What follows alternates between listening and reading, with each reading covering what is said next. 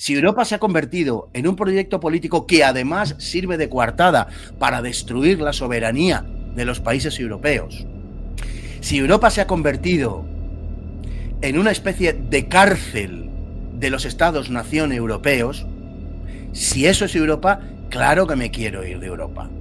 Porque la Europa en la que entramos, la Europa anterior al Tratado de Lisboa, era como se llamaba entonces, un mercado común. Y por lo tanto, el punto al que hemos llegado ahora no tiene nada de particular, que consiste en yo te sigo comprando tus Volkswagen, pero tú ya no me compras las naranjas.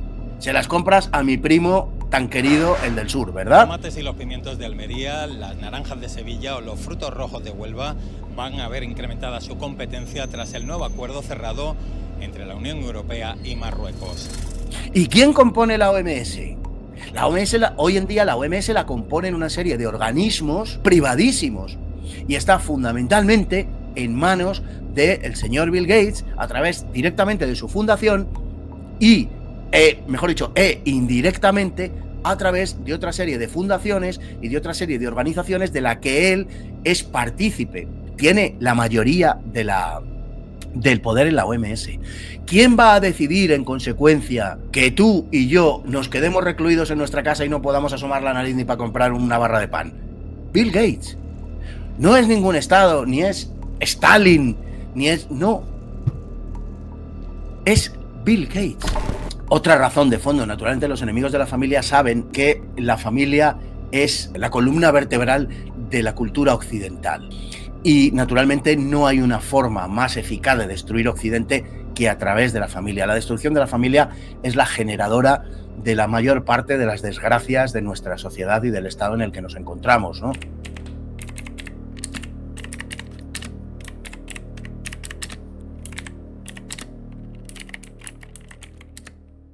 Pues ya estamos aquí. Buenos días, buenas tardes o buenas noches si nos veis a cualquier hora. Hoy tenemos el placer de entrevistar en Antiglobalist Brand a Fernando Paz, historiador, escritor, conferencista, entre lo más principal.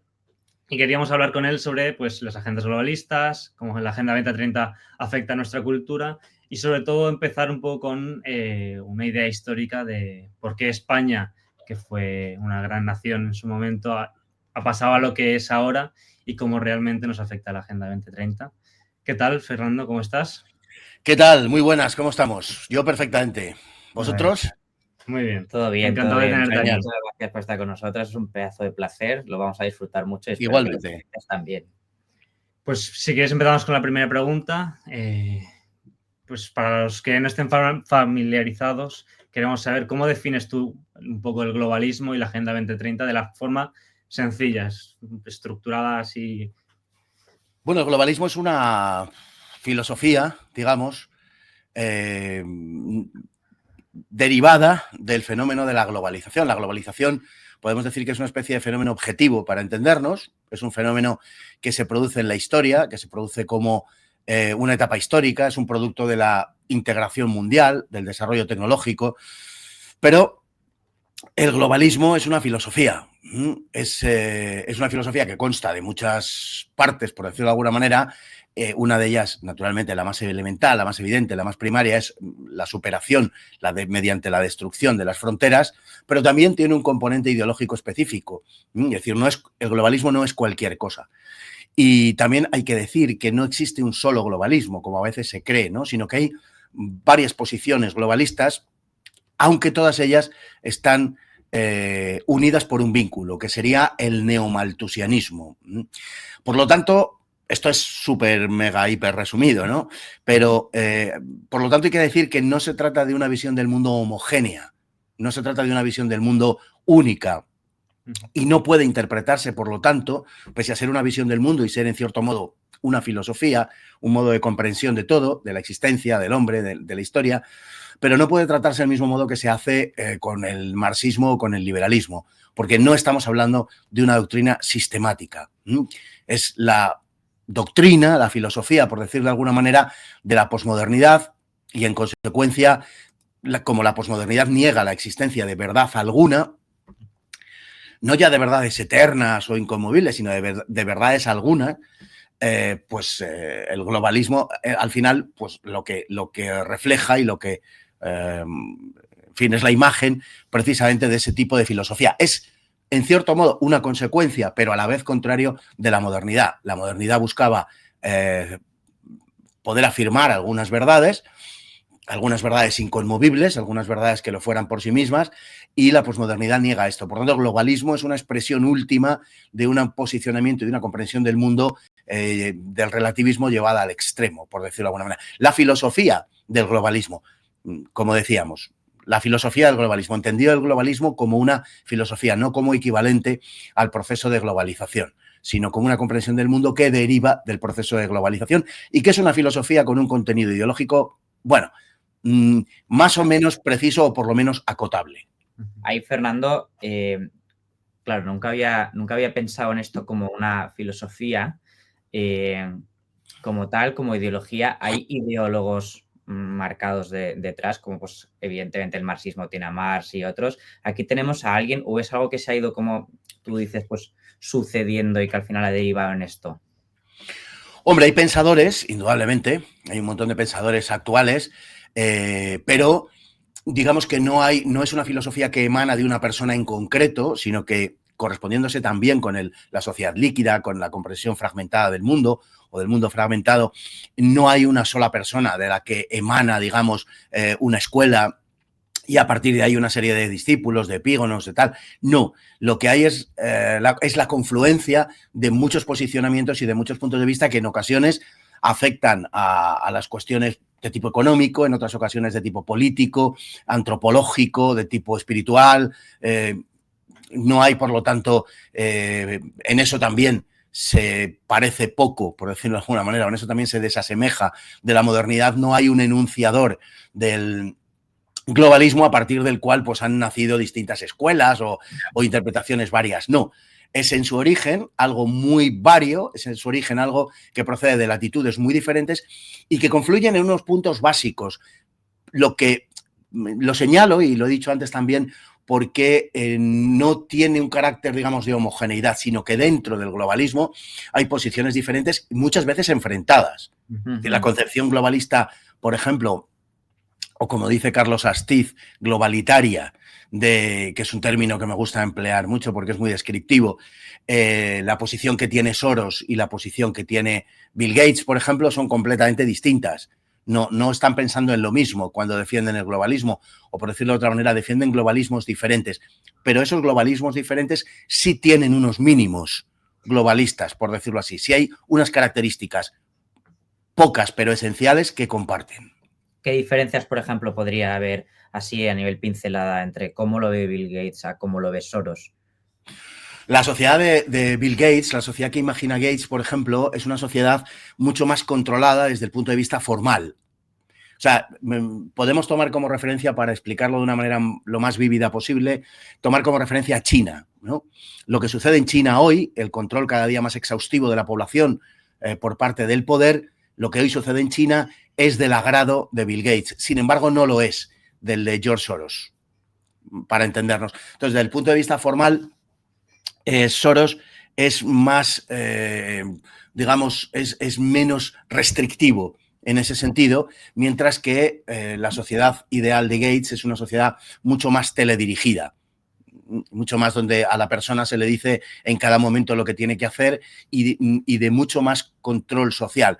Soros piensa en una sociedad diferente, en una sociedad donde lo que se controla, al final el resultado es muy semejante, ¿eh? No vamos a pensar que la diferencia es grande en la realidad como resultado final de todo esto, pero los medios a emplear en un caso y en otro son diferentes. Soros piensa en una sociedad que él proclama como abierta, ¿no? Así se llama la madre de sus ONGs, ¿no? La Open Society, la sociedad abierta, y realmente él ha adoptado ese método para conseguir unos fines ya, como digo, muy parecidos a los que el resto de globalistas y a los que, por ejemplo, Bill Gates también aspira a los mismos fines, pero el modo y las maneras son diferentes.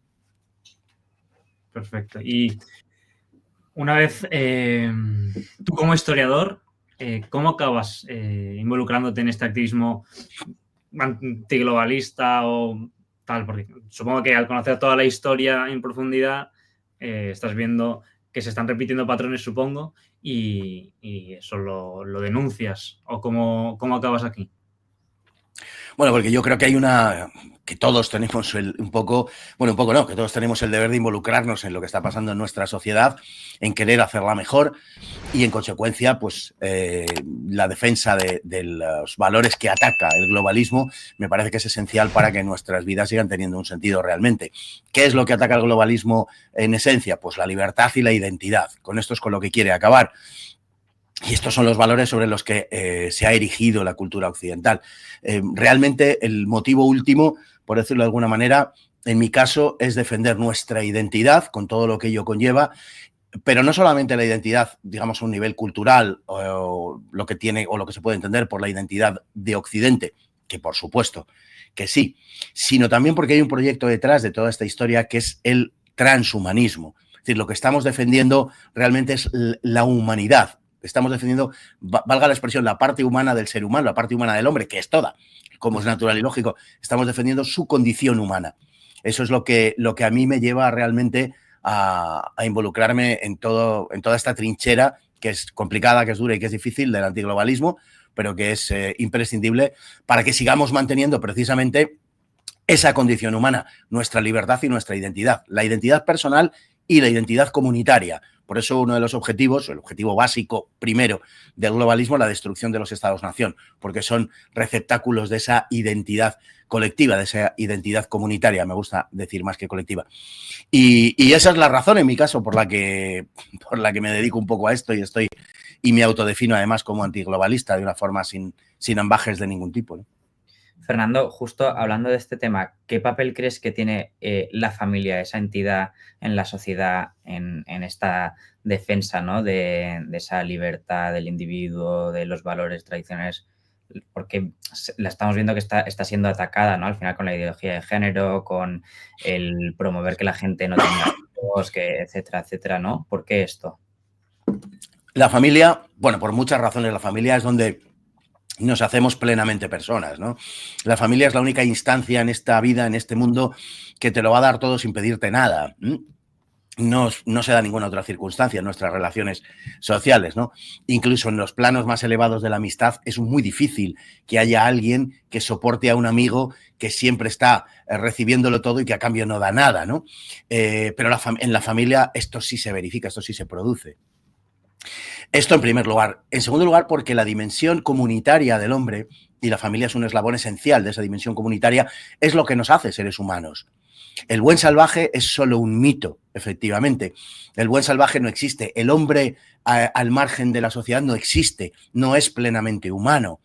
No es más que humano como no se le puede ascribir a la humanidad solo en dos sentidos. Uno, en el sentido biológico, en el sentido animal, y otro, para los que creemos, pues en el sentido de que es hijo de Dios igualmente y tendría esa dignidad humana, pero en un sentido muy amplio no es propiamente humano. Es decir, las personas que viven al margen de la sociedad no han desarrollado cualidades humanas esenciales. El proceso de humanización y el proceso de hominización se producen en comunidad, no se pueden producir en modo alguno de forma aislada. Cuando se han encontrado ocasionalmente algunas personas, ¿no? Algunos niños o algunos jóvenes que han vivido al margen de la sociedad estaban absolutamente animalizados y su integración en la sociedad ha sido muy complicada. La sociedad nos hace mejores. Tenemos que empezar por afirmar este aserto antirrusoniano. Yo soy militantemente antirrusoniano. La sociedad nos hace mejores. El ser humano nace, como una especie de, digamos, pues lógicamente un animal, que es lo que biológicamente es, nace con unas profundas inclinaciones de carácter egoísta, marcadas también por su biología, y lo que la sociedad pone en nosotros es un intento, es un deseo, es una deriva de mejora, ¿no? La sociedad lo que hace es decirnos desde que somos pequeños cosas como aprende a compartir, respeta a tu compañero, en fin, ese tipo de cosas, ¿no? La sociedad nos hace mejores. De hecho, la sociedad nos hace hombres, nos hace humanos. Y la familia juega un papel esencial en el desarrollo de nuestra identidad, sobre todo psicológica. Nos hace ser lo que somos. Esto en primer lugar. Y en segundo lugar, es importante, como sus enemigos repetidamente declaran una y otra vez, porque en la familia, es donde se generan los conceptos más nobles y más elevados del hombre, ¿no? A través de la figura del padre o la figura de la madre, ese amor desinteresado, la figura también de Dios, la concepción de que tenemos hermanos y nuestros hermanos son iguales a nosotros, por lo menos antes, cuando las familias tenían más de un hijo. Entonces, todas esas ideas son ideas de un calado enormemente profundo.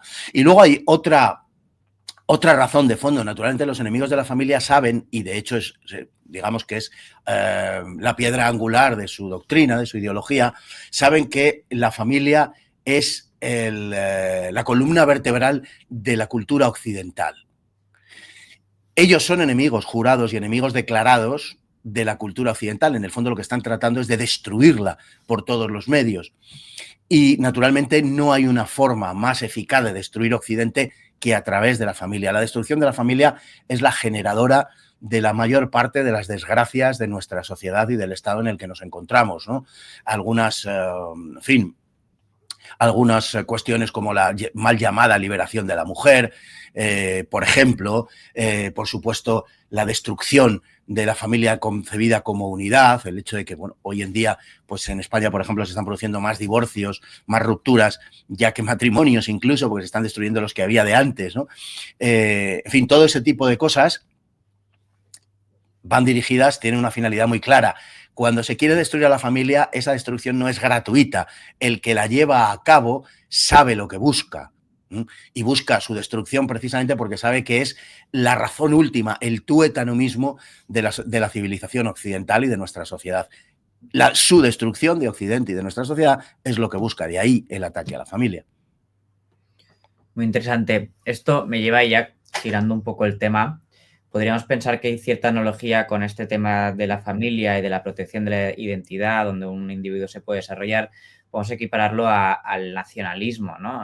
Pues al sentimiento patriótico, de unión, etcétera, ¿no? Y eso me hace entrar en el plano de España. ¿Qué está pasando en España, ¿no? Podríamos pensar que España está convirtiendo en una especie de cobaya del globalismo, donde está haciendo pruebas en este sentido para ver cómo la sociedad encaja cualquier locura que estamos viendo, ideología de género. Luego, por ejemplo, rescatando el tema de los nacionalismos, es curioso ver cómo el nacionalismo pues, español, ¿no? es considerado como de fascista y la gente es muy intransigente. Sin embargo, vemos otros periféricos como el catalán o el vasco que pues es un sentimiento que se admite, que se fomenta, que es cultural, etcétera. ¿Esto crees que se potencia adrede? O sea, ¿cómo hemos llegado a esto?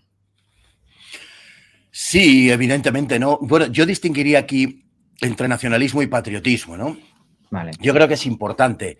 El nacionalismo es un movimiento político, ideológico, nacido entre los finales del siglo XVIII y comienzos del siglo XIX. Bueno, comienzos y según las latitudes, pues a lo largo del siglo XIX. El nacionalismo tiene mucho de romántico, es un movimiento romántico, es un movimiento de autoafirmación a través de una serie de elementos que son los que se supone que constituyen la identidad de los pueblos. La lengua, en algunos casos la religión. Los mitos europeos nacionalistas son mitos muy concretos, ¿no? La sangre y el suelo, por ejemplo, ¿no?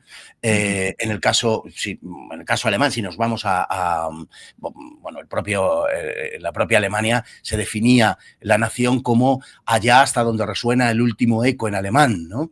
Ahí están los discursos de la nación alemana de Fichte, etcétera, ¿no? En el caso español, el nacionalismo es algo parecido. Es decir, es un movimiento de raíz romántica que se fija en una serie de cuestiones, digamos, sensitivas, de cuestiones casi telúricas, podemos decir, en cualquier caso materiales, ¿no? El nacionalismo y el patriotismo, por eso, son casos diferentes, son cosas diferentes.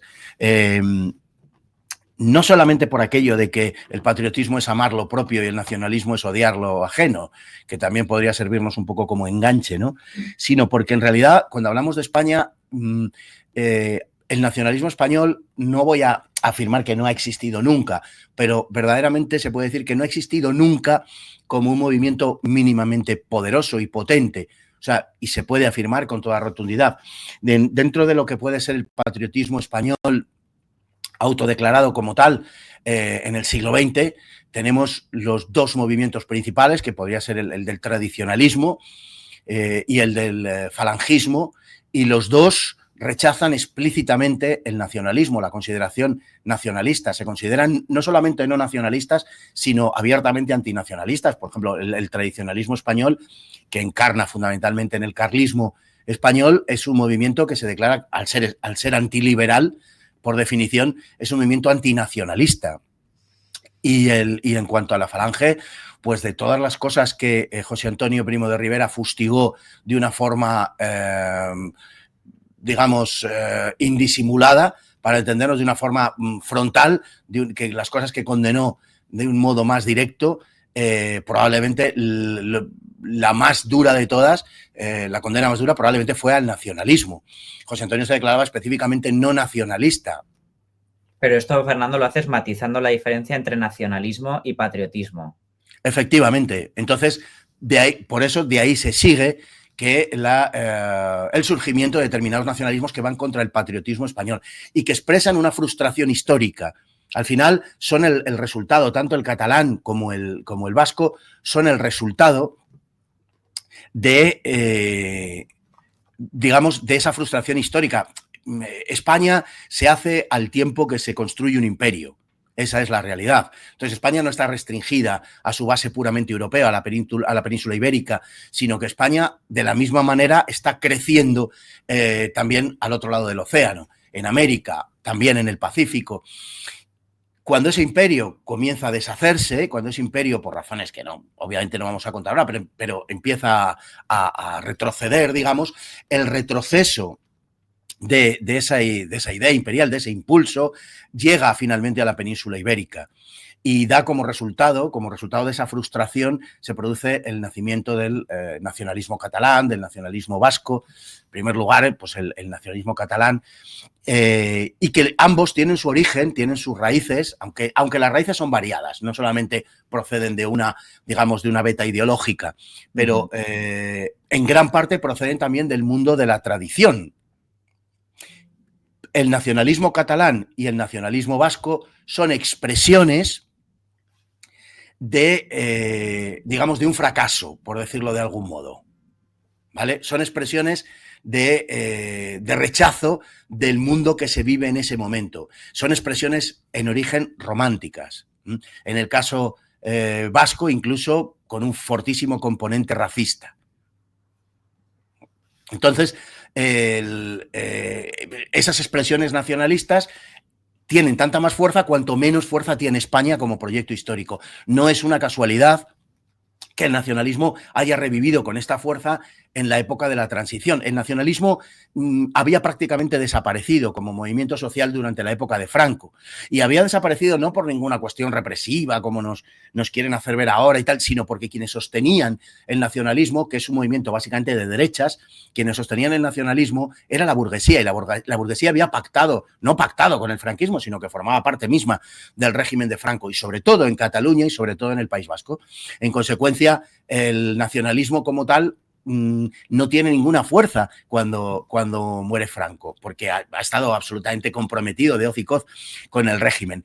Hay que reinventar el nacionalismo y se reinventa el nacionalismo, nos lo reinventan desde fuera, nos lo reimportan, nos lo vuelven a meter en el país para conseguir determinados objetivos políticos, que es, entre otros, y fundamentalmente la balcanización de España.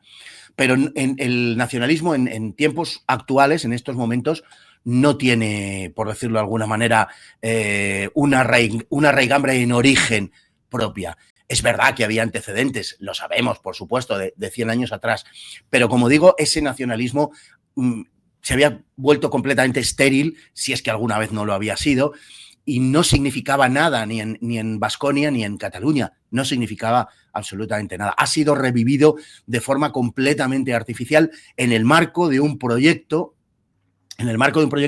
de destrucción, de balcanización de España, que es en lo que estamos, y que arranca en la transición. Aunque hay antecedentes, evidentemente, como digo, de un siglo atrás, sin embargo, en la forma en la que lo conocemos, en esa forma, no tiene ni 50 años, o tiene medio siglo, tiene 50 años, arranca de la transición. Vale. Entonces, ¿crees que toda la consecución de hechos históricos que han ocurrido en España, pues estamos hablando desde la transición, leyenda negra, de toda la consecución histórica que ha hecho que los cimientos españoles se vean tan baleados. ¿Crees que eso han aprovechado para que seamos una cobaya del globalismo, las élites, esferas, o desde la ONU, desde Europa? Bueno, Europa en general, Europa en general, como Javier Solana dijo en una conferencia en Madrid hace 10 o 12 años, es un laboratorio de un gobierno mundial. Esto lo ha dicho quien fue secretario general de la OTAN. Por tanto, no hay poco más que añadir, sí que analizar, pero no que añadir. Y dentro de Europa, qué duda cabe de que España está siendo un laboratorio, efectivamente, de la imposición de determinadas ideas. Las razones son muchas. Hay un desarme moral profundo de la sociedad española, por un lado. Por otro lado, el carácter nacional también lo favorece. Como decía Donoso Cortés, el rasgo básico del español es la exageración. El español es enormemente exagerado para todo, para lo bueno y para lo malo. Y hemos pasado, de ser una sociedad de un determinado modo, la sociedad más católica de Europa, hemos pasado a ser la sociedad más anticatólica de Europa, probablemente, o anticristiana. No vamos a dejar aparte la cuestión protestante, pero hemos pasado a adoptar con júbilo otra religión, que es una contrarreligión, que es una antirreligión, que viene a ocupar el espacio social que ocupaba antes la religión, y a desplazar la creencia en Dios por la creencia en una determinada dogmática, que es la dogmática globalista, bueno, que tiene sus dogmas, que tiene sus sacerdotes, que tiene sus concilios, que es una réplica de la religión tradicional, ¿no? Y España, por supuesto, en ese sentido, y por las razones antes apuntadas, es, sin duda ninguna, un laboratorio de un sinfín de políticas de carácter globalista. Afortunadamente, parece que hay una respuesta, que la sociedad española no está tan inerme como algunos creerían, que la sociedad española no carece de anticuerpos del todo, y que hay un núcleo muy fuerte, un núcleo de España, de la nación, que es indoblegable y que se resiste a morir y que no lo va a permitir, y que tiene un proyecto palinginésico, que tiene un proyecto de refundación, que tiene un proyecto de renovación y de resurrección, por decirlo de alguna manera, y que no va a permitir que nos roben España, porque están en ello. Porque el proyecto que tiene el globalismo y el proyecto que tienen sus terminales es un proyecto que se llama España, porque hay que llamarle de alguna manera, pero que no es España. España es un proyecto en la historia determinado. España no es cualquier cosa. España no es cualquier entidad política que se desarrolle en la península ibérica. España no es eso. España es una historia concreta y determinada que discurre a lo largo de la historia. Y ellos tienen la voluntad de destruir eso. Eso es lo que quieren destruir. No hay que tener ningún miedo de decir que son la anti-España. Manuel Azaña decía, debemos emanciparnos de la historia. Debemos ser, por tanto, una cosa distinta de la historia, porque España es historia. Y, por tanto, lo que quiere decir es, debemos emanciparnos de España. Esto es lo que quería decir. No le van a cambiar el nombre con toda probabilidad, porque no son tan idiotas, pero el proyecto que tienen entre manos es un proyecto que no solamente no es España, sino que es un proyecto de perversión de España. Parece que es una cosa cuando en realidad es su contraria. Ese tipo de cosas las hacen muy bien. Y Fernando, yo creo que una pregunta que nos puede venir a todos, sobre todo los que no tenemos mucha idea de cómo funciona esto, es cómo se articula este proyecto un poco de destrucción de España, desmembrarlo como a nivel histórico, cultural, político. O sea, yo creo que a todos nos viene a la cabeza que evidentemente la puerta de entrada a esto es pues la política, y alguno podría pensar, oye, pues ¿es Pedro Sánchez, por ejemplo, un títere consciente o inconsciente del globalismo? ¿Están también involucrados el resto de partidos políticos? ¿Cómo funciona esto? ¿Cómo se da? Hombre, es evidente que tienen una conciencia de que están ejecutando unos planes que otros determinan.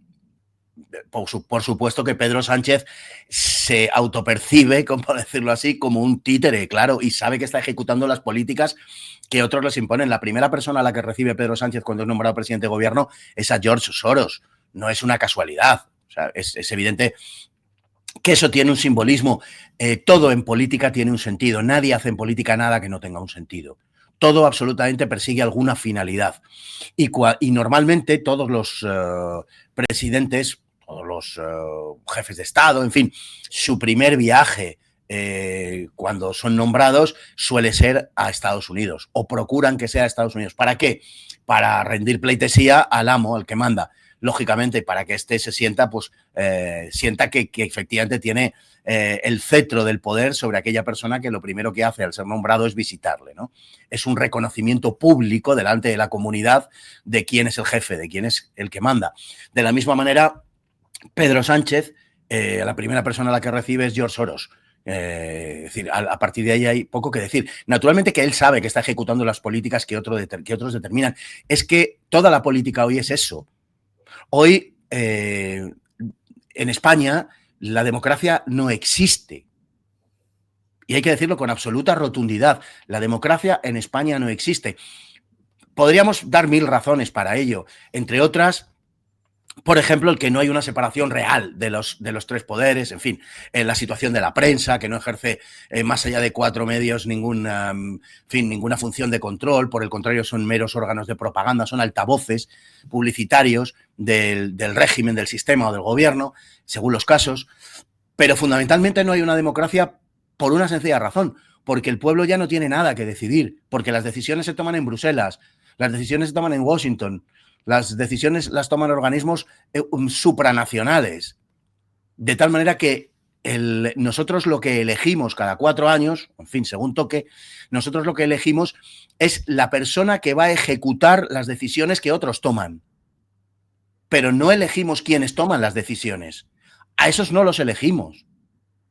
Sencillamente no los elegimos. Por tanto, es toda una gigantesca ficción.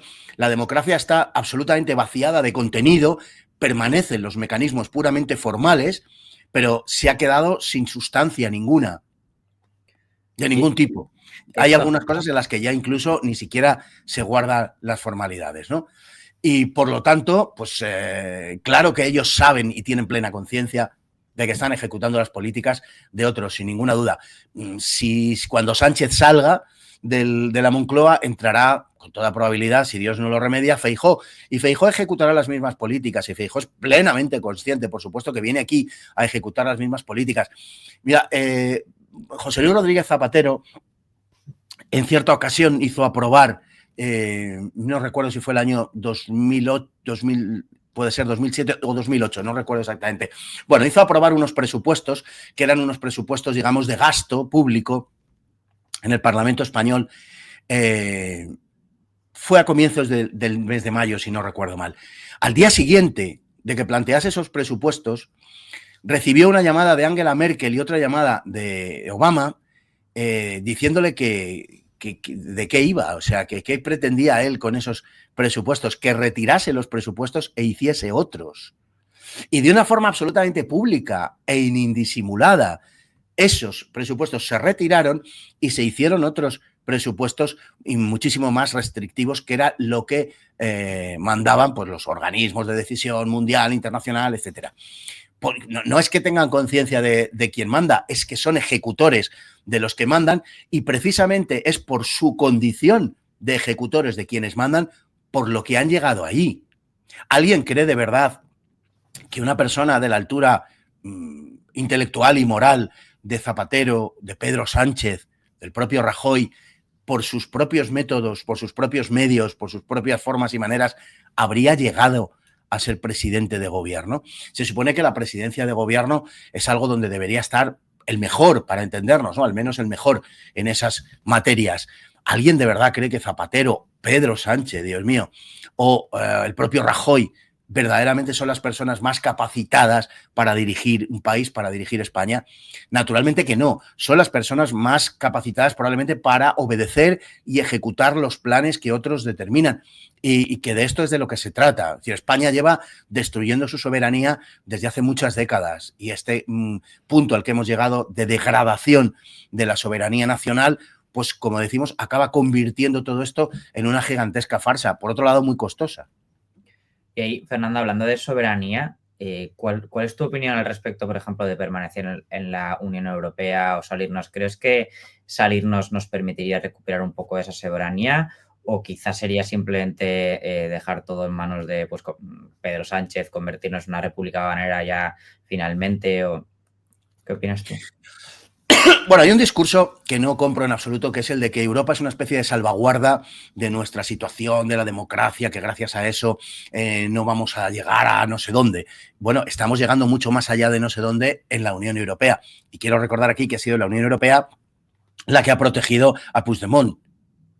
Y quiero recordar aquí que ha sido la Unión Europea la que se ha pronunciado, o muchos, por ser exactos, de los miembros de la Unión Europea son los que han dado cobertura precisamente al nacionalismo, al independentismo, al secesionismo catalán.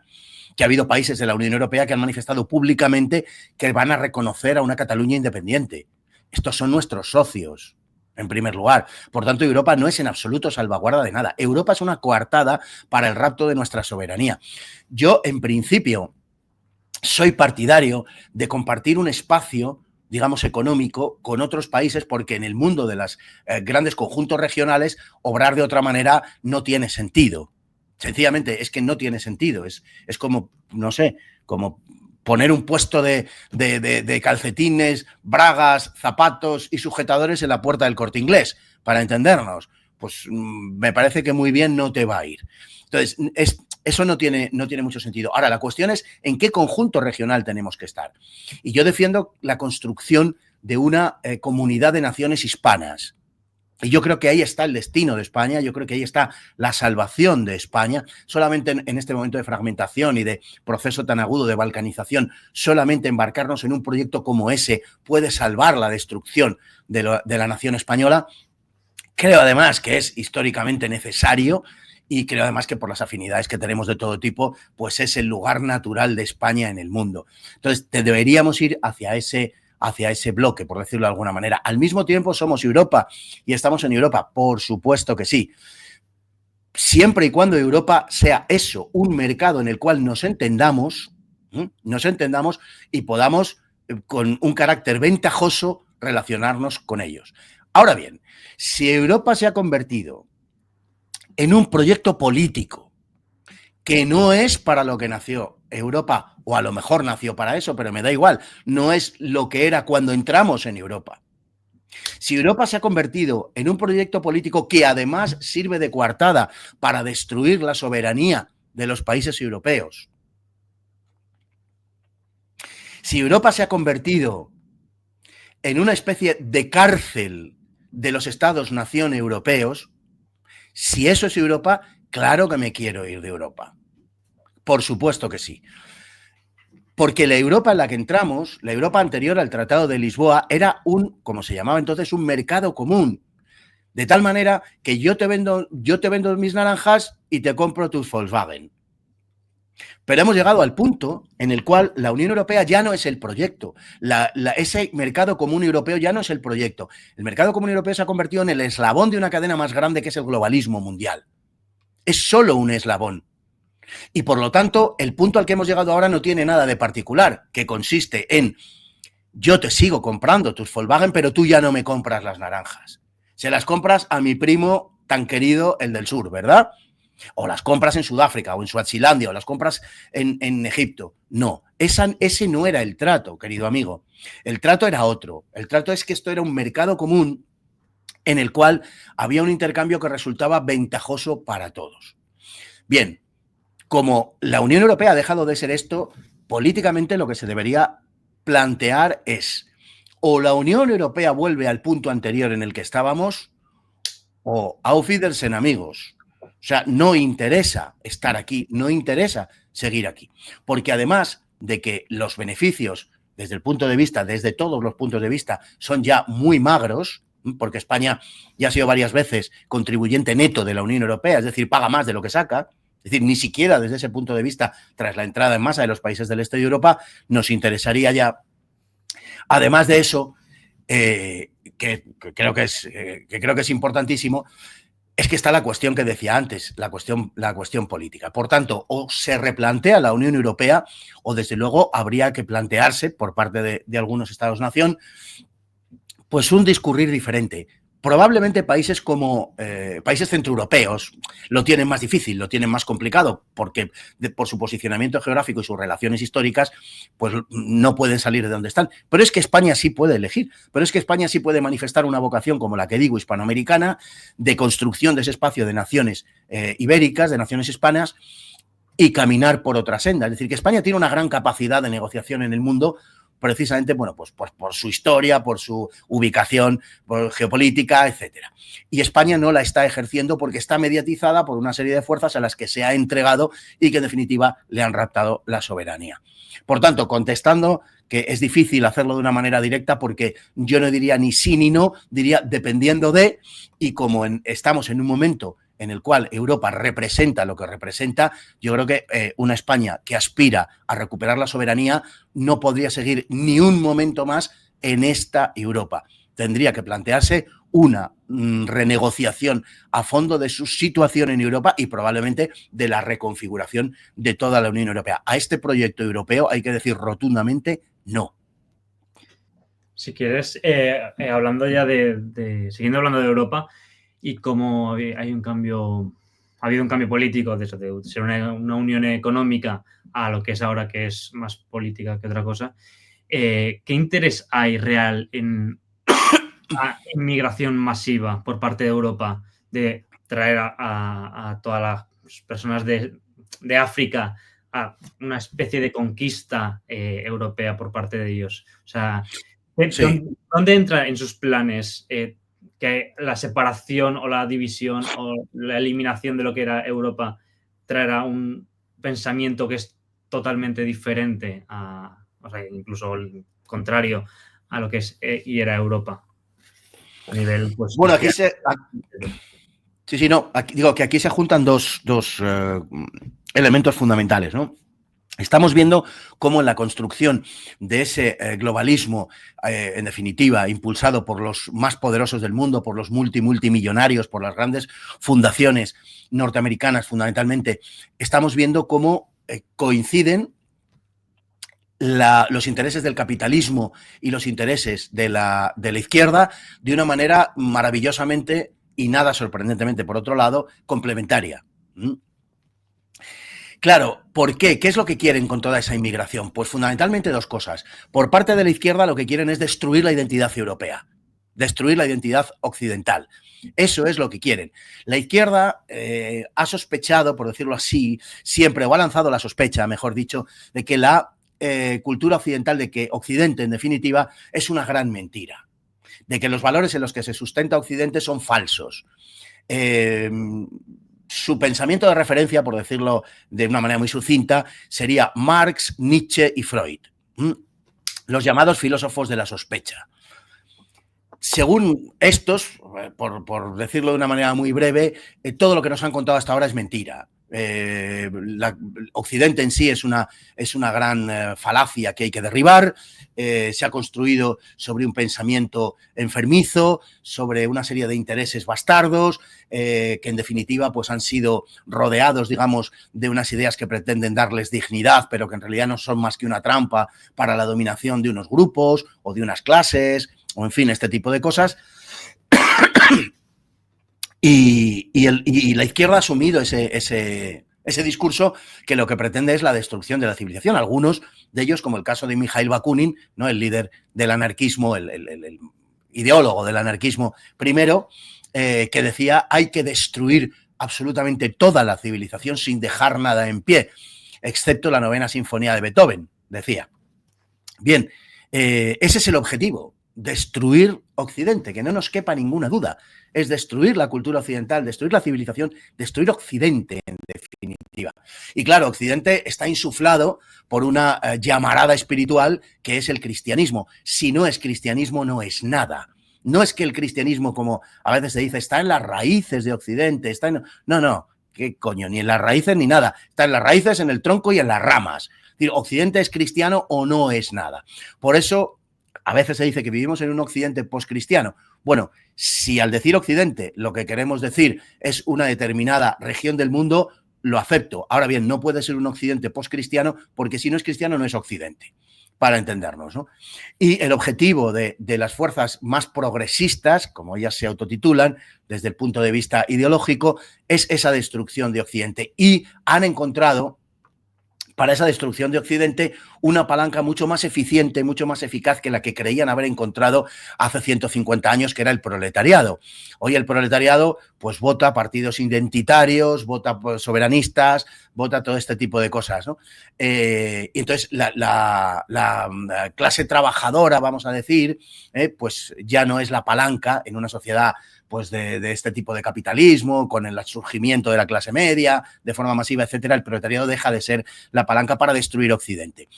Pero han encontrado otras palancas y la más poderosa de ellas es la inmigración. Y lo que les va a ayudar a ellos a destruir Occidente es justamente la inmigración. Ven que por ahí, que ese es el camino. Del otro lado, los capitalistas, los grandes intereses, los grandes empresarios, las grandes fundaciones, algunas de las cuales también tienen el objetivo de destruir Occidente, pero los grandes intereses en general lo que manifiestan es un absoluto desdén hacia Occidente. Les da igual si sobrevive o no sobrevive, da lo mismo. Es más, si no sobrevive, mejor, porque Occidente incorpora unas consideraciones y unas normativas morales que retienen los peores excesos del capitalismo y que le obligan a ponerse al servicio de unas determinadas funciones históricas y sociales, vamos a decir. El objetivo de esos grandes intereses al promover la inmigración es básicamente dotar de un ejército de reserva, que decía Marx, un ejército de reserva a los grandes intereses para poder contener los salarios. En el fondo, es en lo que consistió la liberación femenina, lo que consistió en la incorporación de la mujer al mercado laboral.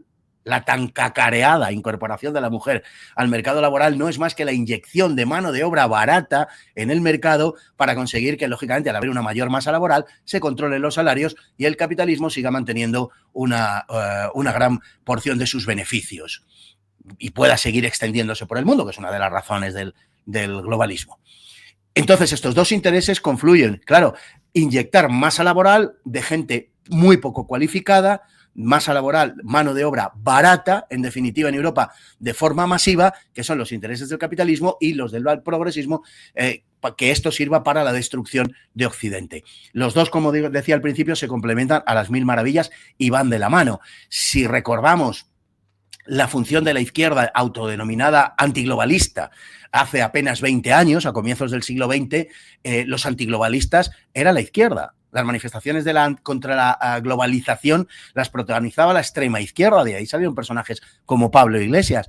Pablo Iglesias hoy lleva la Chapita 2030, que es un proyecto ultra mega capitalista de transformación social, como les gusta decir a ellos, todo lo que quieran, de la mano de los grandes intereses capitalistas. Porque al final a la izquierda le da exactamente igual cómo conseguir sus objetivos. El objetivo es destruir Occidente y le da lo mismo destruir esa civilización, digamos, de forma colectiva que de forma hiperindividualista. Si el hiperindividualismo que está fomentando la izquierda hoy sirve para la destrucción de Occidente, lo abrazan sin sombra de duda. Y eso es lo que están haciendo. Al final se han vuelto tan pragmáticos como aquellos dirigentes del Partido Comunista Chino que decían gato blanco, gato negro, lo mismo da si caza ratones, que es un viejo refrán chino. Y Felipe González vino en cierta ocasión de un viaje de China y se trajo el refrán a España, ¿no? Y nada más llegar a España, pues en fin, recitó ese refrán chino cuando el Partido Comunista Chino estaba abandonando o había abandonado ya la ortodoxia comunista y se había pasado para conseguir los mismos objetivos a un sistema supercapitalista. Da igual, efectivamente da igual, eso es una cosa que debemos entender. Los medios les dan lo mismo. Lo importante es el objetivo que persiguen. Muy interesante. Justo estabas respondiendo de manera indirecta a una pregunta que nos estábamos haciendo antes, Santi y yo, antes de empezar la entrevista, que es, ostras, no entendemos qué sentido tiene pues esa inmigración masiva de, en general, hombres en edad militar, que encima son superácratas, que son, pues eso, un puro caos. ¿Qué sentido tiene meter en Europa? Quiero decir, la comparativa es entre una sociedad adormecida, que no se queja, no sé cuántos, frente a una que va a traer, pues eso, mucho problema, pero claro, al final yo le decía a Santi, entiendo esta gente que igual está menos culturizada y sin faltar a nadie, creo que es al final más controlable, ¿no? ¿Cómo se entiende eso? Pues lo que dices tú, al final les da igual si el objetivo es destruir Occidente, sea como sea, ¿no? Sin duda ninguna. Sin duda ninguna, ese es el objetivo y por tanto están metiendo toda esta gente. Tú fíjate España, desde cualquier punto de vista racional, de verdad, tú fíjate lo que está pasando en España hoy. En España hay una inmigración importante que están protagonizando los sectores más preparados de la sociedad, los sectores más cualificados. Se están yendo ingenieros, se están yendo médicos de España, se están yendo enfermeras, por ejemplo, de España. A cambio de que se vayan los mejor formados, que entre otras cosas cuesta mucho dinero a la sociedad, cuesta un gran esfuerzo a la sociedad, pero al margen de eso dejamos de verdaderamente de aprovechar ese enorme caudal humano y de riqueza intelectual y personal. A cambio de eso estamos trayendo masas de gente no cualificada. Fijaos el negocio, ¿a quién se le ocurre, digamos, disponer la sociedad de tal forma que los buenos se van y traemos a los malos? Esto es de locos, ¿verdad? Sería de locos si no obedeciese a un plan preestablecido que busca unos objetivos predeterminados, claro. Como en realidad es así, como busca esos objetivos, pues no es de locos, es de malvados realmente, pero claro que no es de locos. Esa es la situación en la que estamos. Realmente las pérdidas que tenemos cuando se nos dicen los inmigrantes son riqueza, bueno, vamos a dejar eso al margen, pero cuando se nos dicen esas cosas, realmente se nos está hurtando el fondo de esta cuestión y es la cantidad de porcentaje incluso sobre el PIB, que es brutal, que perdemos con la marcha de todas estas personas que se van cualificadas. Y como digo, nos están metiendo pues, población no cualificada. Sí, ya no voy a entrar en si son de no sé qué color, vienen de no sé dónde o de no sé qué. Que podemos entrar, por supuestísimo. Naturalmente que sí, porque es de lo que se trata y lo acabamos de decir, pero restringido a los términos puramente socioeconómicos. Fijaos que estamos cambiando lo bueno por lo malo. Esta es la realidad y esto es lo que nos están haciendo ante nuestros mismos ojos y, bueno, pues hay mucha gente, no digo la gente, pero hay mucha gente que parece no apercibirse y, en consecuencia, hay una degradación social enorme en España. Oye, es que eso se va a traducir, por ejemplo, en una peor atención a la población en todos los aspectos. En todos los aspectos. Yo creo que ya es notable y visible, por ejemplo, en el aspecto sanitario. Se están yendo médicos formados en España porque están muy bien formados y porque tienen ofertas, en consecuencia, muy buenas en países de primerísima línea, y a cambio estamos trayendo médicos del tercer mundo, literalmente. Médicos que, lógicamente, por esa razón, están peor formados. Bueno, esto es lo que estamos haciendo. Naturalmente, toda esta historia va a repercutir muy negativamente en la población española cuando te tenga que operar o que diagnosticar, tampoco nos vamos a poner trágicos, un médico que no tiene la suficiente formación, pues porque lo hemos traído de no sé qué zona en guerra y es un refugiado y es no sé qué, que ya sabemos que además todo eso es mentira, pero al margen de eso, pues no sé si nos va a hacer mucha gracia, pero lo cierto es que estamos cambiando la gente mejor formada por la gente sin ninguna formación. Y esa es la realidad de la sociedad española actual. Total. Y luego hay otra cosa que me ha venido a la cabeza que me parece también un tema interesante, porque se ha hablado mucho ahora mismo de esta amalgama ideológica que se comenta pues, sobre comunismo, capitalismo, incluso supercapitalismo de China, etcétera, ¿no? Pero me viene a la cabeza que también está por ahí el liberalismo. Y yo, por ejemplo, personalmente igual he sido muy liberal tradicionalmente y ahora cada vez más soy más bien conservador, ¿no? Entonces, me gustaría también poder comentar, en tu opinión, Fernando, qué papel o qué responsabilidad tiene el liberalismo en la situación en la que estamos ahora. Bueno, el liberalismo históricamente es lo que rompe con el antiguo régimen y lo que da lugar a la sociedad que llamamos contemporánea, ¿no? Del liberalismo nace el marxismo y nace, pues, lógicamente, el propio socialismo como un elemento corrector de los excesos del liberalismo histórico, ¿no? La sociedad contemporánea y la sociedad actual son producto de esa revolución liberal. Esto no se le oculta a nadie. Y, lógicamente, el liberalismo, bajo muchas formas, pues claro, tampoco hay un liberalismo, un solo liberalismo. Hay un montón de escuelas, algunas más razonables y otras más enloquecidas, pero hay un montón de escuelas que, bueno, pues que conforman el paisaje liberal. Yo comprendo, ante lo que estamos viviendo, lo comprendo, aunque me parece un disparate, pero lo comprendo, la reacción de mucha gente, sobre todo gente joven, Gente joven que se va a posturas libertarias, a posturas enloquecidamente liberales y tal, en muchos casos producto probablemente pues de su propia inexperiencia vital, ¿no? Y también conozco muchos casos de gente que se ha ido a esos lares ideológicos y que luego ha ido cambiando, pues dándose cuenta un poco de la realidad social y antropológica, pero es en parte inevitable como una reacción a la situación que se vive en el mundo.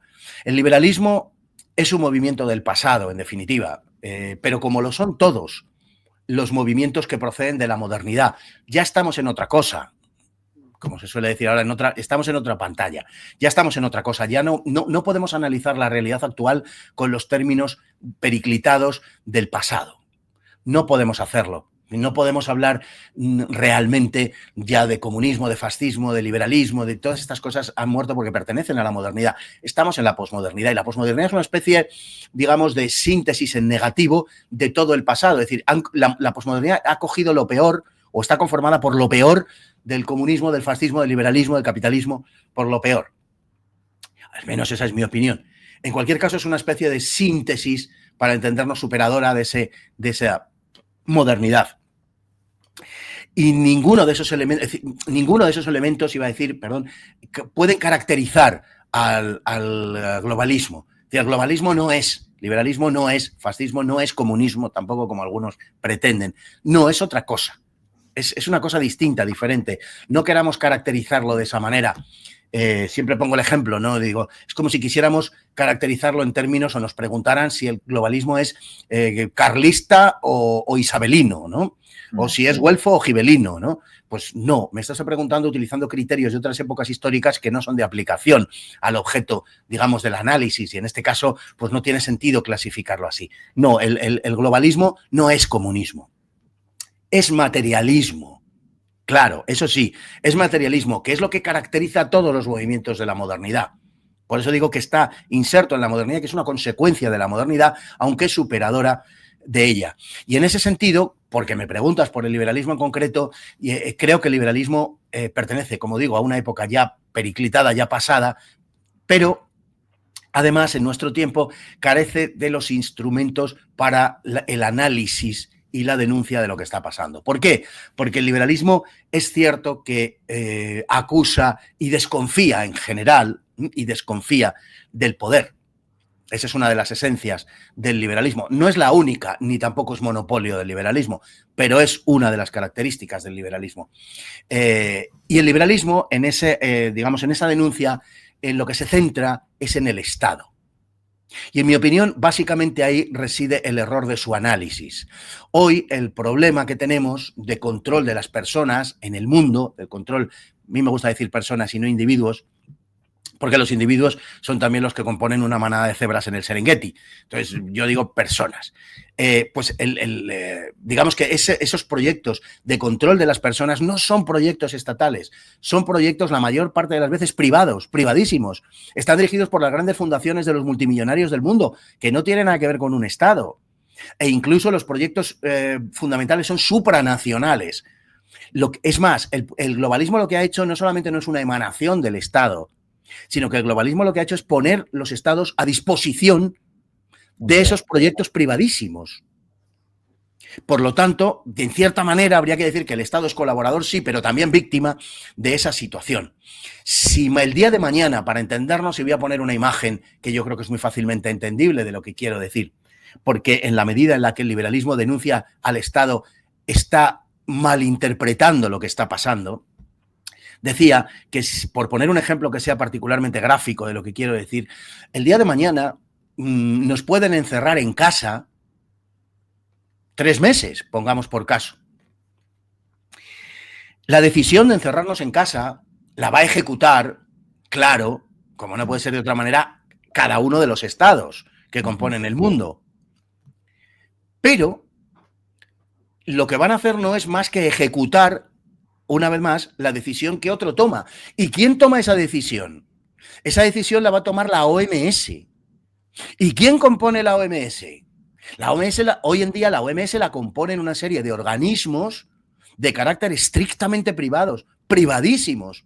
Y está fundamentalmente en manos del señor Bill Gates a través directamente de su fundación y, mejor dicho, indirectamente a través de otra serie de fundaciones y de otra serie de organizaciones de la que él es partícipe. Porque mucha gente dice, no, pero si Bill Gates de la OMS solo tiene el 13% o no sé qué. No. Esa es la forma directa en la que participa la OMS a través de la fundación Bill y Melinda Gates. No es solo a través de eso, sino a través de la participación de esa fundación en otras organizaciones, tiene la mayoría del poder en la OMS. ¿Quién va a decidir, en consecuencia, que tú y yo nos quedemos recluidos en nuestra casa y no podamos asomar la nariz ni para comprar una barra de pan? Bill Gates. No es ningún Estado, ni es Stalin, no. Es Bill Gates. Va a ser Bill Gates el que tome la decisión de ahora os quedáis en casa. Entonces, a lo que estamos asistiendo es a una privatización del espacio público, en el cual lo estrictamente público o estatal ocupa un espacio cada vez más pequeño en términos generales, y es así, cada vez más pequeño. Quizá España es un poco una excepción, pero creedme, es una excepción. Y sobre todo, y con independencia del espacio que ocupe, está subordinado a las decisiones puramente privadas y personales de una serie de señores que ejercen el poder en el mundo. Quien manda en el mundo no es ningún Estado, es una oligarquía plutocrática. Es decir, es un grupo reducido de señores que tienen el dinero y que manejan la economía a través de una serie, la economía, la política, la salud, en fin, a través de una serie de instrumentos supranacionales. Ahí está el quid de la cuestión y ahí está el mal, en el poder, no en el Estado, en el poder. No sé si he respondido a la pregunta que me hacías acerca del liberalismo, pretendía hacerlo. Totalmente, muy esclarecedora. Y ahí te quería yo preguntar, y cambiamos ya ahora de tema. Hemos hablado de Soros, hemos hablado de Bill Gates. ¿Qué más caras visibles podemos decir que están un poco detrás de esto? Por ejemplo, me viene a la cabeza un Elon Musk. No sabemos hasta qué punto Elon Musk tiene un papel. ¿Sabes? Sí, hay muchas caras visibles, hay gente muy conocida. En su momento fue Rockefeller, fue Ted Turner. David Rockefeller ya murió. Ted Turner, que es el que lleva todo el conglomerado de la CNN, fue de una gran importancia, sin duda ninguna, en su momento. El príncipe Bernardo de Holanda, por ejemplo, al dirigir la Bilderberg, que fue el fundador de Bilderberg, Brzezinski, es un elemento fundamental ha sido un elemento fundamental del entramado globalista, porque ha sido el gran ideólogo. Al final esto obedece a unos impulsos determinados de ciertas organizaciones, una de las cuales es la más desconocida, probablemente la más importante, que es el CFR, el Consejo de Relaciones Internacionales, ¿no? Que es un organismo, como digo, verdaderamente poco conocido, para entendernos. Y sin embargo, es probablemente el organismo más importante de todos los que de alguna manera rigen el mundo, porque no rige el mundo un solo hombre o un solo organismo, ¿no?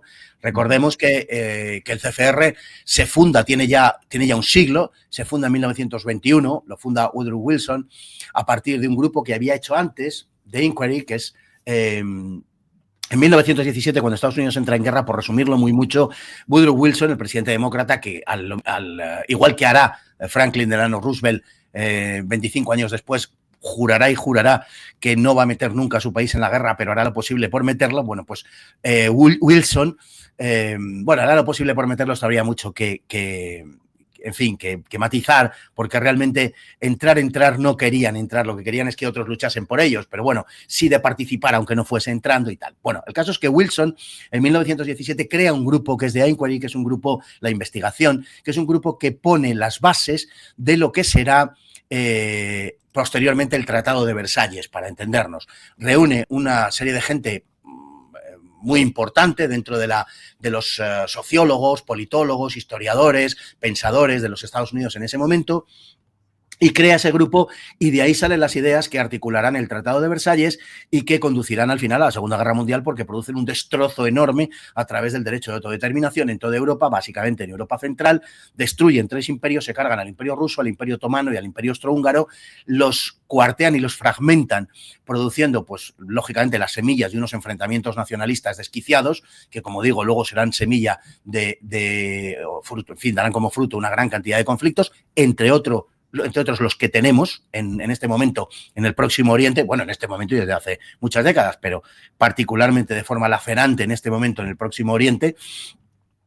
Y bueno, de ese grupo de Inquiry en 1921 nace el Council of Foreign Relations, el Consejo de Relaciones Exteriores de los Estados Unidos, con gente también, bueno, pues muy destacada, pues con más de 2.000 miembros normalmente de todos los ámbitos de la sociedad norteamericana, y es no solamente norteamericana, aunque fundamentalmente, y es quien impulsa todo el proyecto, digamos, del mundialismo realmente, a través del CFR. Originariamente es el organismo madre y sigue siendo, con toda probabilidad, el más importante del mundo.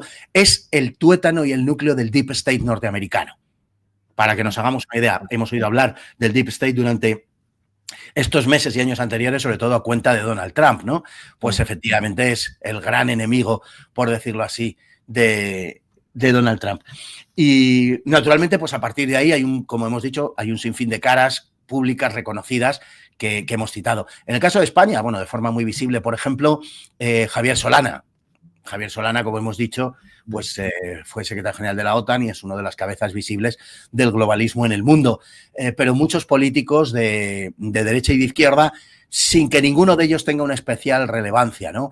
En España, desde Albert Rivera, la reina Sofía, Esperanza Aguirre, por ejemplo, por supuesto, González, Narcís Serra, Luis María Ansón, han sido gente que han pasado por el Club Bilderberg, y más importante que los políticos, que en general van a recibir órdenes, son los medios de comunicación que participan en ellos, y están todos metidos en el ajo, por decirlo así, porque si no, no les permiten ser un gran medio de comunicación, que tiene que mantener esas relaciones. Yo diría que son los principales y los más visibles miembros. Históricamente han destacado David Rockefeller, Brzezinski, como digo, Henry Kissinger, por supuesto, es un poco el origen de toda esta historia en los términos más contemporáneos, y el ejecutor de muchas de las políticas globalistas, y cuando digo lo de ejecutor, digo ejecutor, en el amplio sentido que tiene la palabra, son, yo creo, las caras más visibles del globalismo más clásico de las últimas décadas, y efectivamente, pues los dos que has citado, Soros y Bill Gates, en tiempos contemporáneos, pero están extendidos por todos los países de Europa, como es lógico y natural, y por Norteamérica, por supuesto. Hay distintos ámbitos, ¿no? Por ejemplo, existe la trilateral, porque Bilderberg no abarcaba algunos espacios geográficos como Japón, ¿no? Es decir, que se han ido creando distintos organismos para poder abarcarlo de algún modo todo lo que es interesante. Naturalmente, hay amplísimas áreas del mundo por las que no tienen mayor interés que el de la expansión, como puede ser el caso de África. Con África, evidentemente, más allá de alguna cuestión puntual, pues Sudáfrica, la Sudáfrica actual, más allá de eso no cuentan, no es más que, pues, un lugar, digamos, para expandirse, para extraer materias primas y, en fin, colocar una serie de gobiernos puramente títeres que obedezcan sus intereses. No les interesa para nada más. No tenía ni idea de esta organización. ¿Cómo es? ¿CFR? El CFR, el Council of Foreign Relations, el Consejo de Relaciones Exteriores, sí. Si yo tuviera que limitarme a decir una sola de las organizaciones globalistas y me dijeran cuál es la más importante de todas las organizaciones globalistas, probablemente diría el CFR. Es origen de todo ello, y además es un poco, ejerce unas ciertas funciones, digamos, de madre al respecto de otros organismos como el Banco Mundial o como el FMI, como la Unión Europea, en fin, y tiene ya un siglo largo de existencia, y ejerce esa función de control, y además han entendido desde el principio perfectamente de qué va esto, porque tienen mucha gente del mundo de la comunicación, del mundo del cine, por ejemplo, del mundo de la prensa, por supuesto, y del mundo de la educación. Es un aspecto al que prestan especial interés. Y una pregunta rápida antes de, ahora ya sí cambiar de tema, porque nos gustaría como para acabar, hablar un poquito de la crisis del COVID, farmacéutica y tal. Brevemente, ¿qué papel tiene la masonería en todo esto, por ejemplo, si es que lo tiene? Bueno, la masonería tiene un papel importante, siempre lo ha tenido desde hace 3 siglos, que duda cabe, sigue existiendo, lo sigue teniendo. Lo que yo creo es que la masonería, bueno, no hay una sola masonería, claro, habría que empezar por decir esto, hay distintas ramas de la masonería y el impacto de cada una de esas ramas de la masonería en sus respectivos países es diferente. La masonería en los países protestantes, por ejemplo, tiene un encaje mucho más natural.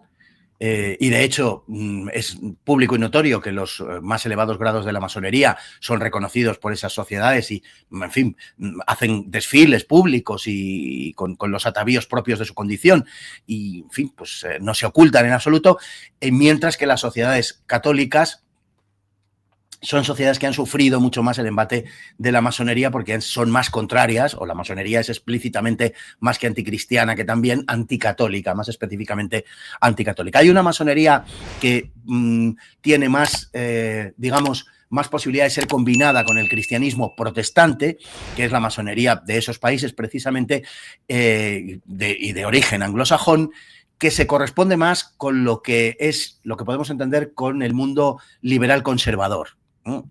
Mientras que hay otra masonería, que es la masonería de origen francés, más radical, más atea, más específicamente anticristiana y anticatólica, que es la que se corresponde con el mundo, digamos, del progresismo socialista. Entonces, habría que distinguir entre esas dos masonerías. En cualquier caso, dos grandes ramas, porque luego hay muchas órdenes, etcétera, pero dos grandes ramas. En definitiva, la masonería sigue teniendo importancia, particularmente en los países católicos, en algunos países como Francia, España, Italia, Portugal, en Hispanoamérica, por supuesto, pero digamos que ha sido rebasada por la aparición de otros organismos de un ámbito más amplio, más grande y quizá organismos más adecuados a la etapa histórica en la que estamos.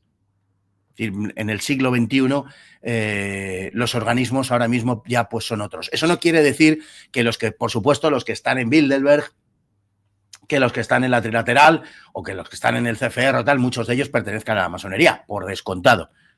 Y que la masonería además ha impregnado las sociedades, las sociedades occidentales con su simbología, con su liturgia, con sus rituales, sin duda ninguna.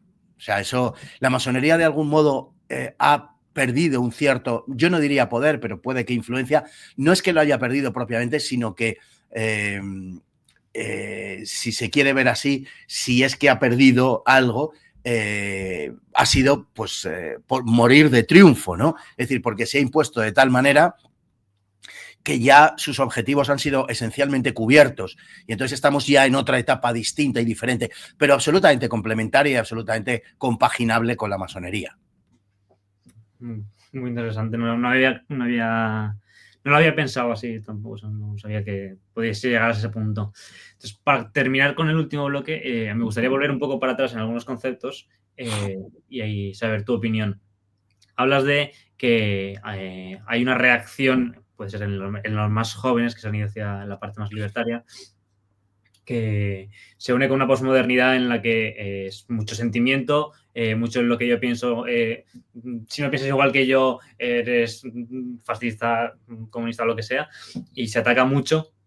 Y quiero unir esas ideas a una nueva posibilidad de que Bill Gates, como has comentado antes, llegue a decir, oye, ha habido un suceso, tenéis que encerraros 3 meses más. ¿Crees que se podría dar o que habría una reacción como tan polarizada está la sociedad actualmente de no llegar a hacer caso a estas ideas de Bill Gates, por así decirlo? Bueno, yo creo que es que la reacción sería mayor de la que hubo en su momento, de la que hubo cuando empezó el circo del COVID en el 2020. Yo creo que la reacción hoy sería mayor. Hay mucha gente, creo que mientras que los que nos oponíamos a todo aquello en el 2020 y años sucesivos, ninguno, por decirlo así, se ha pasado al otro lado, O sea, ninguno ha dicho, estaba equivocado, en realidad todo esto era una locura y tenían razón y había que pincharse y había que no sé qué y había que hacer no sé cuántos y poco nos han encerrado, mientras creo que no hay nadie, o puede que haya alguno, pero en fin, yo no conozco, que haya pasado de un lado al otro. Sí creo que hay muchísimos que han pasado del otro al uno. Sí creo que hay muchísima gente que se ha dado cuenta de lo que está pasando, que se ha dado cuenta de que las cifras de mortalidad se han disparado y no se debe a los accidentes de tráfico, ¿verdad? Sí que hay mucha gente que se ha dado cuenta de los excesos que se cometieron. Sí que hay gente que ha accedido a información que demuestra que los estados ejecutaron este tipo de políticas, que el poder, en definitiva, ejecutó este tipo de políticas con una finalidad de control social. Por supuesto que sí, que era mentira la urgencia en los términos en los que se expresó por parte de las autoridades y que ni muchísimo menos la única posibilidad que había era la de encerrarnos por un lado y por otro lado, y muchísimo menos, como digo, la de pincharnos. Es decir, todo eso creo que ha generado una respuesta con respecto al establishment, por decirlo de alguna manera, y que además ha llevado a la gente más allá de lo estrictamente sanitario. La gente se ha dado cuenta de por dónde van los tiros. Esto se ha unido a muchísimas otras cosas. Esto se ha unido a proyectos por parte del poder de conducirnos hacia determinados objetivos. Ahora bien, yo creo que no les saldría igual, respondiendo a tu pregunta, yo creo que no les saldría igual y que la contestación sería mucho mayor. Pero sí es verdad que la cuestión sanitaria, puesto que afecta a tu salud de una manera directa, puesto que afecta a tu vida, parece que te dicen, claro, que es que te vas a morir. Recordemos que la gente iba a los supermercados y limpiaba las manzanas, porque es que todo esto se nos ha olvidado cuando la crisis del COVID. Recordemos que la gente se ponía plásticos en los pies, que la gente se echaba de una forma absolutamente desquiciada y maniática gel en las manos porque creía que se iban a morir. Todavía hay gente que lo hace por ahí. Se ve cuando se va a una gran superficie, por ejemplo, todavía hay gente, probablemente de forma inconsciente, porque ha adquirido la costumbre de una forma, digamos, automatizada, se echa gel en las manos y se sigue, como digo, limpiando maniáticamente, ¿no? Bueno, han instalado esas psicopatías en la gente, lo cual es verdaderamente grave, ¿no? Yo creo que la gente sí se rebelaría más, pero claro, ante el temor de que, oye, es que te vas a morir y todas estas cosas, pues es posible que mucha gente siguiera entrando por el aro, naturalmente. Mira, se dio un fenómeno al hilo de esto que estábamos hablando precisamente del liberalismo, etcétera, se dio un fenómeno muy curioso y es que durante esta pandemia los liberales... Bueno, decir los liberales también es injusto, pero sí, quiero decir, las personas más destacadas del ámbito mediático que se autoidentifican como liberales en los medios de comunicación y en las redes sociales también se comportaron como fascistas, mientras que los fascistas se comportaron como liberales. Precisamente la contestación llegó desde los ámbitos ideológicos de una caracterización ideológica, de una caracterización que es señalada como fascista. No digo que fueran fascistas o que fuéramos fascistas. Lo que digo es que somos señalados como fascistas, ¿no?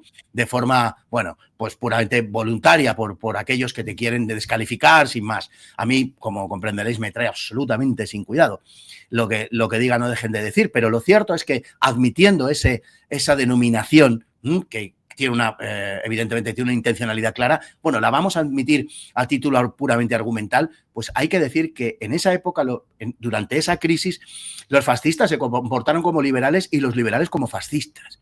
O sea, como digo, los más caracterizados de los voceros, sin que esto sea peyorativo, de los pensadores o de la gente que públicamente defiende el liberalismo o incluso el libertarianismo, resulta que de pronto se convirtieron a las bondades del Estado. De pronto el poder, oye, les decía la verdad. Qué cosa más curiosa. Gente que está desde el principio, gente, no ya desde el principio, es que gente cuya esencia es la desconfianza del poder, debería serlo, del Estado, pues resulta que, oye, que lo que decía el Estado de repente les pareció de maravilla y se convirtieron a la creencia en la bondad natural del Estado y obedecían lo que era el Estado. ¿Por qué? En definitiva, estuvieron absolutamente dispuestos a abjurar de todo lo que creían. ¿Por qué? Por miedo. Porque el poder sabe que la tecla que tiene que tocar para ser obedecido es la del miedo. Y el miedo puede tener el nombre de Putin, puede tener el nombre de fascismo, puede tener el nombre de Franco o puede tener el nombre de COVID. Da igual, saben que tienen que tocar esa tecla y que ante la llamada al miedo, ante el cornetín que nos convoca al miedo, porque viene el lobo, la gente se apiña. La gente en general, en la condición humana, cuando digo la gente digo todos, por supuesto me incluyo, la condición humana tiene una serie de características que se repiten siempre, ¿no? Tampoco hay que... Está en todos los seres humanos. Y el miedo es una de las características más, como digo, más marcadas. El ser humano prefiere equivocarse con la mayoría que acertar en solitario. Total. Porque no hay mayor miedo que el de quedarse solo. El ser humano tiene 3 grandes miedos, que son la muerte, el ridículo y quedarse solo. Quedarse solo en público, me estoy refiriendo, ¿no? Es decir, constituir eso que Orwell decía, una minoría de uno. ¿Qué es un loco? Decía Orwell, ¿no? En 1984, en la célebre novela. Y decía, un loco es una minoría de uno. Es decir, un loco es alguien que es el único en ver algo. Todos los demás, en consecuencia, será por supuesto, puesto que son la inmensa mayoría, que tienen la razón y que el que se equivoca es el que lo ve diferente, y naturalmente eso le clasifica a uno como loco, ¿no? En el reino de los locos. Bueno, pues esa es la situación a la que hemos llegado en este caso. Entonces, esa tecla del miedo es la que el poder sabe tocar para que estemos dispuestos a hacer cualquier cosa. Y, por supuesto, para jurar de todas nuestras creencias, como digo. Buenísimo. Fernando, una pregunta ya por terminar que solemos hacer es, ¿qué puede hacer el oyente, el ciudadano de pie, como para enfrentarse a esto, ¿no? Desde su casa, por así decirlo? Pues mira, lo primero, tomar conciencia. Y si no toma conciencia, es decir, si no se cree esto y dice, bueno, estos son una panda de chalaos aquí, ¿de qué diablos están hablando, tal, no sé qué? Que se tomen en serio, de verdad, al menos que existe otra versión, que escuchen y que vean si en ella hay lógica, si hay una intencionalidad buena o mala, cuáles son los objetivos que se persiguen, quién es el que lo dice, también, aunque la verdad es la verdad, la diga Agamenón o la diga su porquero, también es cierto, pero lógicamente la verdad debe de ir avalada por gente que tenga una cierta solvencia, y si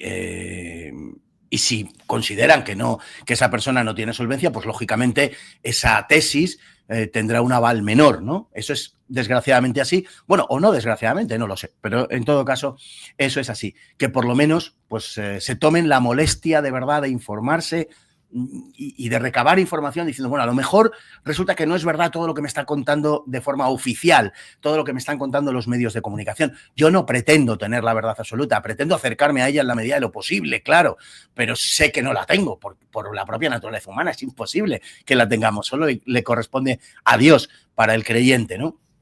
Bueno, y para el no creyente solo le corresponde a Dios. Eso es así.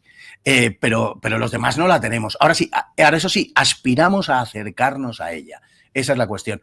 Y no aspiramos a dominar al prójimo, ni a decirle lo que tiene que hacer, ni a decir si se tiene que ir a no sé dónde de vacaciones, coger tal o cual medio de comunicación, qué es lo que tiene que comer, o si tiene que dejar de comer no sé qué productos, o si tiene que pincharse, o si tiene que saltar a la comba. No.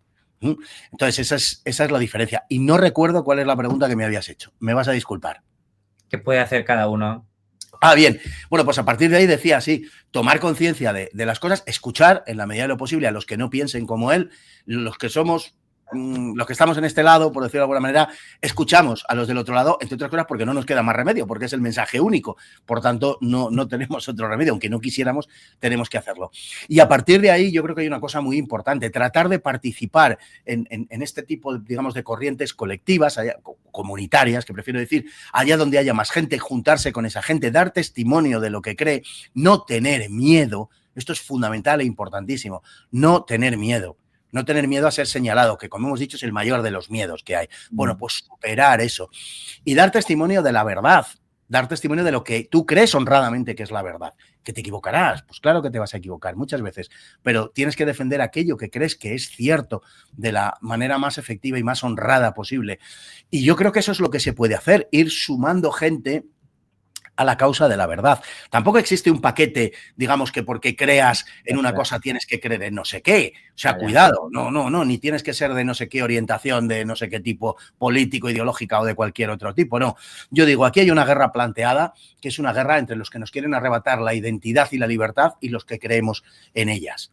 Creo que Esta es la guerra. Hay una trinchera trazada y yo no pregunto a nadie de dónde viene, ni cuál es su naturaleza, ni qué le gusta o le deja de gustar, ni ninguna otras cuestiones, ni en qué cree o no cree. Me da igual. Si coges un fusil, te vienes a mi trinchera y disparas contra el de enfrente, me vale y te acepto exactamente igual que si pensaras lo mismo que yo. Por otro lado, si todo el mundo pensara lo mismo, qué aburrido sería todo. Pero eso es lo que de verdad animo a la gente a que haga. En serio, a coger ese fusil, a sumarse a la trinchera, y los que están en la trinchera o los que ya estamos en la trinchera, por favor, que dejemos de pedir los estatutos de limpieza de sangre al que quiere pelear con nosotros, que le aceptemos sencillamente porque quiere pelear con nosotros, aunque en muchas otras cosas no coincidamos, pero vamos a defender la libertad y vamos a defender la identidad, que es lo fundamental y lo esencial. Buenísima esa reflexión, porque además yo creo que también es algo a lo que nosotros nos enfrentamos, porque cuando hablamos con nuestro entorno siempre parece que esta marcha antiglobalista viene de un espectro pues conservador de derechas, que probablemente es el que nosotros encajáramos más, pero somos conscientes de que esto no tiene nada que ver con eso y que a toda la sociedad en general le interesa estar delante de este globalismo. Fernando, hemos hablado un montón de cosas, creo que ha sido súper interesante. Hemos hablado de España, de Europa, de inmigración, de Bill Gates, de Soros, del CFR, pero nosotros siempre queremos animar a la gente a profundizar. Sabemos que tienes el libro Despierta, ¿no? Cómo las élites están controlando el mundo. No sé si hay alguna lectura más que en este sentido. No sé si alguno de tus propios libros u otras que has leído que sean interesantes que podemos dejarle aquí a los oyentes. Hay un montón de literatura sobre esto. Es que hay muchos, pero depende, claro, del nivel, del grado, depende muchísimo. Hay libros pues acerca de la posmodernidad que tiene una gran, digamos, profundidad en el análisis, porque van a los orígenes y a las raíces de la filosofía, de las creencias que nutren esto. Hay otros libros que tratan, digamos, los aspectos más formales, más en qué consiste el globalismo, en qué consiste todo este tipo de cosas. Hay otros libros que van, en fin, analizando qué es lo que está pasando en este momento. A mí me gustan mucho los libros, de Juan Antonio de Castro, por ejemplo, acerca de la cuestión, ha escrito algunos sobre al respecto, también sobre la cuestión que es muy interesante de qué es lo que pasó en Cataluña en el 2017 y sigue pasando, quiénes han sido los que han instigado todo esto, se le ha hecho la culpa a la injerencia rusa, etcétera, y no tiene nada que ver con eso, tiene que ver con precisamente los globalistas que están balcanizando y dinamitando España, porque uno de sus objetivos es la destrucción de los estados-nación, la fragmentación para destruirlos, lógicamente, y me gusta, por eso digo, Juan Antonio de Castro, Carlos Astiz, del que he hablado yo antes, en términos, digamos, de personas con una profundidad de análisis al respecto de lo que está pasando. Carlos Astiz tiene también 2 libros, si no recuerdo mal, editados, puede ser uno por Libros Libres, el otro ahora mismo no me acuerdo, pero bueno, con los nombres yo creo que es, el otro puede ser Homo Legens, pero no estoy 100% seguro. Cristina Martín Jiménez, que lleva muchos años en esto, que es... en fin, pues una mujer peleona donde las haya, y que ha escrito mucho, tiene una larguísima serie de libros, pues aquí tengo unos cuantos de ella, aquí a mi izquierda, o sea que yo creo que de autores españoles es lo que recomendaría a la gente para que se vayan haciendo una idea de todo lo que es esto. No me gustaría dejarme a nadie, te digo la verdad, a nadie sustancial, pero bueno, si tengo que citar a 3 y no puedo citar a más, pues me quedaría con mi recomendación con estos 3. Sí, pues sí, obviamente después te acuerdas de uno que digas, este título tiene que estar, nos lo dices y lo dejaremos en los comentarios como los principales títulos de los autores que has dicho. Queremos ya terminar este podcast, te agradecemos tu tiempo enormemente, ha sido, creo que nuestro cuarto podcast de la marca. Yo estoy súper contento con este podcast. Ha sido muy enriquecedor y seguro que... Pues mil gracias, yo estoy encantado también, ¿eh? Ha sido muy agradable, la verdad. Y además me gusta hablar de estas cosas. Sí, nos alegramos. Seguramente esperemos que dentro de poco te volvamos a tener, porque estos temas dan para mucho y para muy largo. Y nada, despedirnos ya de todos los oyentes y de ti y darte gracias por tu tiempo. Pues igualmente, muchas gracias por estar aquí, porque todo lo que sea, en fin, predicar, digamos, la buena nueva del antiglobalismo es siempre una buena oportunidad. Pues nada, muchas gracias por todo, Fernando. Un saludo. Un placer. Hasta luego. Hasta luego.